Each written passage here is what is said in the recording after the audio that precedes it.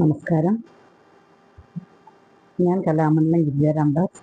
എൻ്റെ ചാനലായ നന്ദനം ആർട്ടിസ്റ്റിക് അരീനയിലേക്ക് എല്ലാവർക്കും സ്വാഗതം. ഞാൻ ഇന്നിവിടെ പറയുന്നത് ഒരു 37 വയസ്സുകാരൻ്റെ ദാരുണ അന്ത്യത്തിനെ കുറിച്ചാണ്. 24 മണിക്കൂറും ചികിത്സിക്കാൻ സൗകര്യമുള്ള ഒരു ഹോസ്പിറ്റലിനെ കുറിച്ചാണ് ഞാൻ പറയുന്നത്. ആ ഹോസ്പിറ്റലിലുള്ള ജീവനക്കാരുടെ അനാസ്ഥ മൂലമാണ് ഈ ചെറുപ്പക്കാരൻ മരിച്ചതെന്ന് അറിയുമ്പോഴാണ് നമുക്ക് വളരെ വിഷമം തോന്നുന്നത്. കേവലം 37 വയസ്സ് മാത്രമായ ഒരു ചെറുപ്പക്കാരനാണ് ഈ അനുഭവം ഉണ്ടായത്.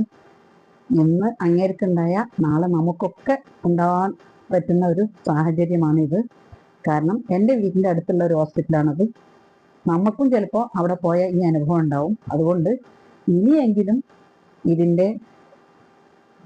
ഇങ്ങനെയുള്ള അനുഭവങ്ങൾ ഉണ്ടാവാതിരിക്കാൻ വേണ്ടപ്പെട്ട അധികാരികൾ ശ്രമിക്കണമെന്ന് പറഞ്ഞുകൊണ്ടാണ് ഞാനിത് ഇവിടെ പറയുന്നത്. നേഴ്സുമാരോട് അങ്ങേരുടെ സിസ്റ്റർ കരഞ്ഞ് പറഞ്ഞിട്ട് പോലും ഉറക്കത്തിൽ നിന്ന് എഴുന്നേൽക്കാൻ അവർക്ക് ബുദ്ധിമുട്ട് കാരണം അവർ ചികിത്സ നിഷേധിച്ചു എന്നാണ് ആ കുട്ടി കരഞ്ഞുകൊണ്ട് പറയുന്നത്. നേഴ്സുമാരാവാനും ഡോക്ടർമാരാവാനും ഒരുപാട് പഠിക്കണം. അതിന് ഒരുപാട് എത്തിക്സ് ഉണ്ട്. അവർ ഈ നേഴ്സുമാരായിട്ട് ഇറങ്ങുമ്പോൾ അവരങ്ങനെ ചെയ്യും ഇങ്ങനെ ചെയ്യുന്നപ്പോൾ ഒരുപാട് അവർക്ക് പഠിക്കാനുണ്ടെന്നാണ്. എനിക്ക് കുറേ സ്റ്റുഡൻസ് ഉണ്ട്, നേഴ്സിംഗ് സ്റ്റുഡൻസ്. അവർ പറയുന്ന ടീച്ചറെ ഞങ്ങൾക്ക് ഒരുപാട് പഠിക്കാനുണ്ട്, അതിനെ കുറിച്ചിട്ട് രോഗികളോട് എങ്ങനെ പെരുമാറണം എങ്ങനെയൊക്കെ. ഡോക്ടർമാർക്കും ഉണ്ട് അതൊക്കെ. ഇതൊക്കെ അവിടുന്ന് അവർ സമ്മതിച്ചിട്ടാണ് നേഴ്സിംഗ് സർട്ടിഫിക്കറ്റ് കൊടുക്കുന്നത് അത്രേ. എന്നിട്ട് അവരതിൻ്റെ 100-1 പോലും കാണിക്കാതെ ഇത്രയും ദുഷ്ടത്തിനും കാണിക്കാൻ അവർക്ക് എങ്ങനെയാ സാധിക്കുന്നതെന്നാണ് എനിക്ക് മനസ്സിലാവാത്തത്. അവർക്കും കുടുംബവും ആങ്ങളമാരും അച്ഛനും ഒക്കെ ഇല്ലേ? എന്തിനാണ് അവരിങ്ങനെയൊക്കെ പെരുമാറിയെന്നാണ് എനിക്ക് മനസ്സിലാവാത്തത്. ആ കുട്ടിയുടെ കരച്ചിൽ കണ്ടിട്ട് സത്യം പറഞ്ഞാൽ വിഷമം വന്നുപോയി. 1 മിനിറ്റ് അവർ ശ്രദ്ധിച്ചിരുന്നെങ്കിൽ ആ മനുഷ്യന്റെ ജീവൻ ഇന്നിവിടെ ഉണ്ടാവുമായിരുന്നു.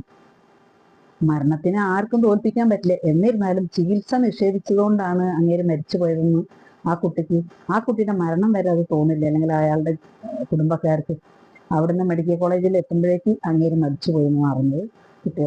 സുഹൃത്തുക്കളെ, നിങ്ങൾ ഈ വീഡിയോ ഒന്ന് കാണും, എന്നിട്ട് നിങ്ങൾ കൂടി അതിനെക്കുറിച്ചൊന്ന് പറയുക. അല്ലാതെ ഇപ്പം എന്ത് പറയാൻ. എന്തായാലും ആ സഹോദരന് ഹൃദയത്തിൽ നിന്നൊരു ആദരാഞ്ജലി അർപ്പിക്കല്ലാതെ ഇപ്പം നമുക്കൊന്നും ചെയ്യാൻ പറ്റുന്നില്ല. നന്ദി, നമസ്കാരം.